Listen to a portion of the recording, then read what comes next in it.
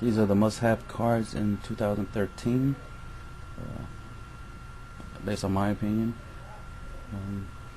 2013 is going to be a lot of wind types coming out. There's going to be machines, of course. Harpy Ladies got support, so more wind type decks. So 2013 meta is going to have a lot of wind types. You still have stuff like Mermills and all that other stuff, but obviously the new stuff that's coming out are within the wind type attributes, so you're going to have to stock up on stuff to counteract wind types. But you could also stock up on stuff to obviously support them. So the main thing is that Econ is going to should see a lot of play in 2013. If not, then something's wrong.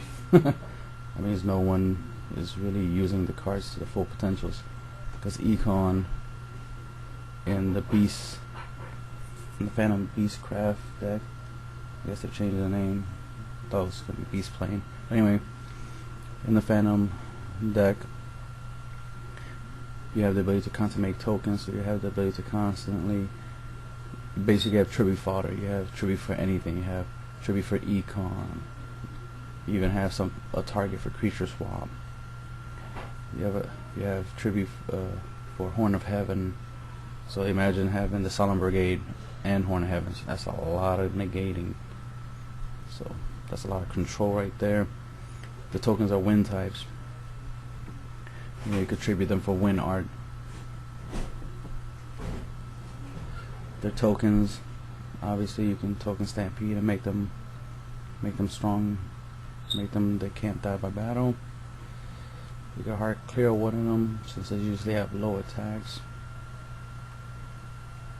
The tokens themselves have 0 attacks. Stampede will make them 1,000, and this will make them 1,000. This is immune to being targeted and can't be destroyed by battle. So that definitely makes this monster, along with the other Phantom Beast, hard to kill because you're protecting the tokens. Then you got him, not gonna pronounce his name, but basically he's a wind type Rhoda, as long as you tribute him. So you can Econ, Horn of Heaven, whatever, wind art, and then you can Rhoda a wind level 4 or lower wind type from your deck to your hand. This would be good in Mist Valley decks. So Mist Valley decks might use this. Mist Valleys could also use the Phantom Beast, wind type attributes. Mist Valleys mixed with Harpies. Just you see the idea. You see obviously the next in 2013, basically the next meta is going to have a lot of wind types, a lot of wind type variants, since there's a lot of new wind type support. So these are cards that I think you definitely should have. Enemy controller, creature swap, United We Stand, mainly because you're gonna be swarming the field. So especially if your opponent swarms the field with a whole bunch of tokens, it wouldn't be bad to have Possessed Dark Soul, sighted in, tribute, take his tokens, drop United We Stand, and deal some massive damage. Alright, Clear Water, helps keep the tokens alive longer, among other things. You could run it in Injectors and all that other good stuff. Again, Possess Dark Soul, grab tokens, do what you want with them.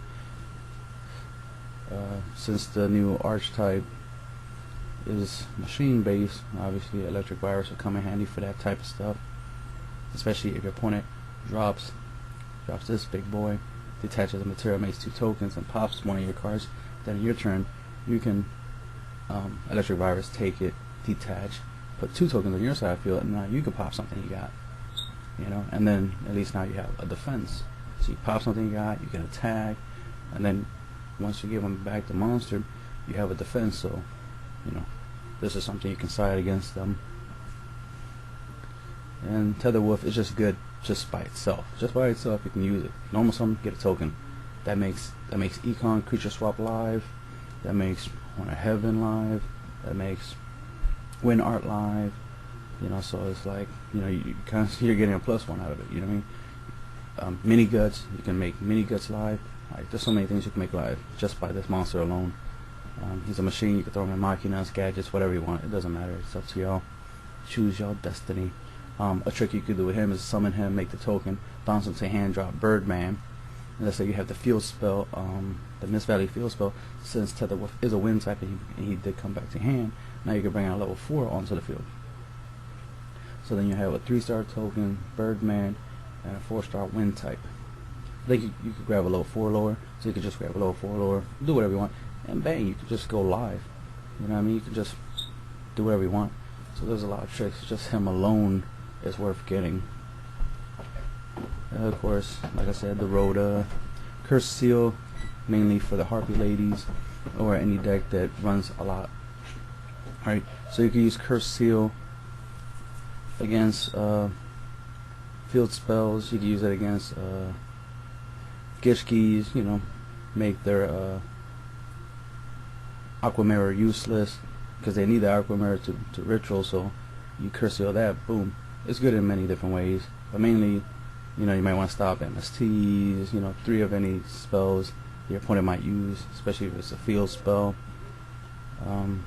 One in Heaven, of course, it's just basically another summon, judgment or warning, whatever way you want to look at it. Huge Revolution against the Fire Kings. Heavy Storm, Dark Hole, Massive Destruction, Beast King, whatever. You know, mainly it works great against the Fire Kings. So does Karma Cut. Just Karma Cut his fire is his avatar Garunix, and that's the main thing in that deck. So you get rid of that. Everything else is cake. Everything else is not that hard to get rid of. You could beat the deck after you get rid of Garunix. He's the one that makes the deck live, so get rid of him. Compulse almost does the same thing. Of course, Karma Cut works great against obviously Machina and Dark Worlds. You know, get rid of them Graphas and whatnot. You know, you can banish them. Compulse, good against Succeed monsters that can't be destroyed, like Stroke and Zenmain and just anything. You know, anything that you want to get rid of. You can even save your own monsters from Massive Destruction. You know, somebody try to JD. You know, you could just Compulse. This is also good against JD, by the way. So that definitely is great. Regeki Break, because it could just destroy anything.